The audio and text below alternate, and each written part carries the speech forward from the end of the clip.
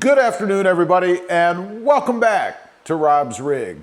So I know you've been wondering, and I looked it up so you don't have to, but what do most Jeep Wrangler owners, right back here, really do with their Jeep Wranglers? Now, probably different from you, because I'm sure you're one of those that takes it out, runs it through the trails, gets it dirty, or you could be one who doesn't. But what do most people really do? You know, statistically, most people don't ever put their Jeep Wranglers into four-wheel drive. Now, you're supposed to do that once a month, right? For about 10 miles to keep everything lubricated. Kind of difficult to do if you don't have anywhere where there's dirt. You can do it on pavement, but you have to be careful. So I looked it up. I asked the question, what do Jeep Wrangler owners really do with their Jeeps? And the key word there is really do. If you don't put really in there, you get the generic thing that Jeep tries to get you with, and that's all the off-roading and outdoorsmanship and all of that. So anyway, when you look past the marketing commercials, the reality of owning a Jeep Wrangler often splits into two very different worlds. The mall crawler lifestyle and the hardcore wheeler reality. It says, while the community is famous for off-roading, a massive portion of owners use their Wranglers for completely ordinary, everyday tasks while dealing with some hilarious and frustrating unique quirks. There are a few quirks with the Jeep Wrangler for sure. Here is what Jeep Wranglers really, again, key word, do with their vehicles. Number one, drive to work and buy groceries. The mall crawler. I mean, these are things you've got to do anyway, right? And if you've got a Jeep, obviously, you must have a job because you bought the thing. And we all have to eat, right? Pavement princessing. The vast majority of modern Wranglers rarely leave asphalt. They are used as unique stylized daily drivers for school drops, errands, and commuting.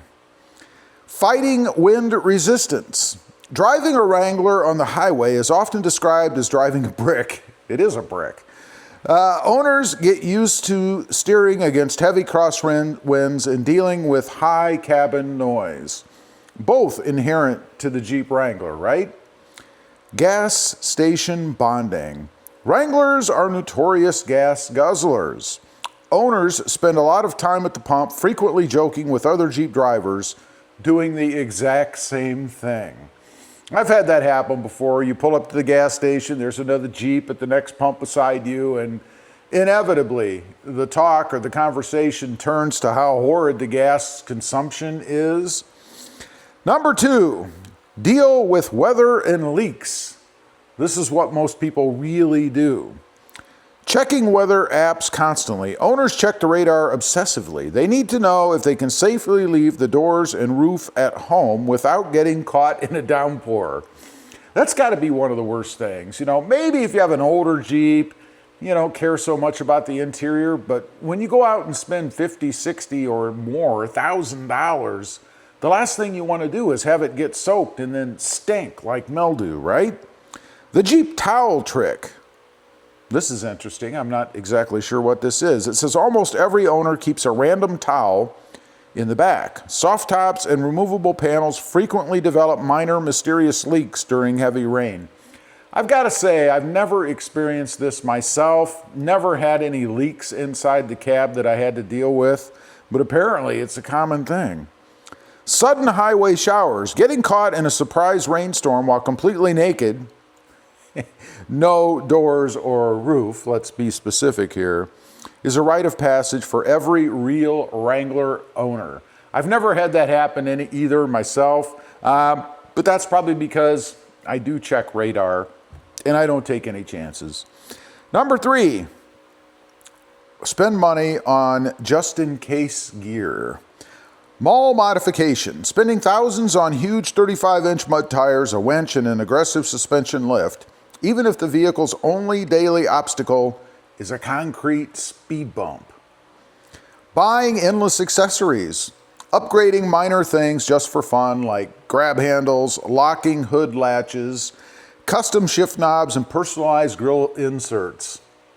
I'm guilty. I've done them all. I'm doing them all. But that's part of the fun of owning a Jeep Wrangler, isn't it? Modifying it, making it your own, doing what you want to do with it. I mean, come on. Number 4, overanalyze windshield cracks. Rock magnets. Because the Wrangler's windshield is nearly vertical, highway pebbles don't deflect, they smash directly into the glass. Owners accept windshield cracks as an expensive, inevitable cost of ownership.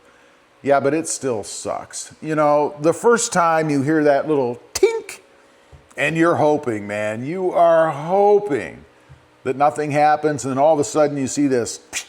It's almost like magic, right? You're driving down the freeway, you're looking at the windshield, and you get one of those little spider web cracks, or maybe a crack all the way across the windshield.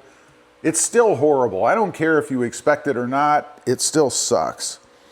Number 5, obsess over wave etiquette. The guilt of missing a wave.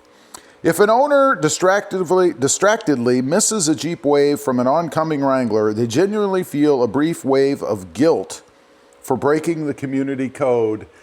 I got to admit, when I'm driving the Wrangler out there on the road and I see a Jeep coming, I haven't quite determined yet whether it's a Wrangler style or maybe something else like a Compass or an older whatever. I start to feel that anxiety, and then I start to question, are they gonna wave? Aren't they gonna wave? Should I wave? And if I do wave, is it gonna be reciprocated? Are they gonna wave back? I mean, there is nothing worse than coming up against another Jeep driver, giving them the wave, and they leave you hanging. They don't do anything. But I will say, I find that doesn't happen very frequently. I mean, it does happen. There are people out there who despise the Jeep wave. They're not going to do it. It doesn't matter. They don't know you. You're a stranger. Why the hell are you waving at me? It's a Jeep thing. You're supposed to do it. I think they should have a paper that you sign when you buy the Jeep that you are somehow obligated to reciprocate Jeep waves. There's nothing worse than being left hanging when you give the wave, right? Whatever your method is, I don't know. Anyway, those are some of the things that Jeep Wrangler owners really do with their Jeeps. Not just the commercials that you see that Jeep wants you to think everybody does. This is reality. Leave a comment. Let me know if you agree. I'd be curious to know. Stay safe out there. Bye.